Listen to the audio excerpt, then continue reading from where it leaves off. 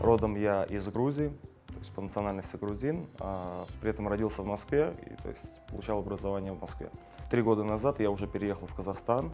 На протяжении последних 2 лет я думал о том, чтобы открыть пекарню именно грузинской выпечки. В последующем, то есть изначально это будет у меня формат пекарни, то есть это будет только грузинская выпечка, это будут все виды хачапури, кубдари, лобияни и так далее. Когда я решил открыть уже ТО, я обратился, начал уже читать источники, то есть в интернете, где мне могут помочь с этим вопросом. Ездил в некоторые организации, направили в Атамекен для консультаций. Кроме консультаций, я также в Атамекене смог открыть ТО, объяснили всю ситуацию, то есть проконсультировали полностью. Это была полная консультация, как вести ТО.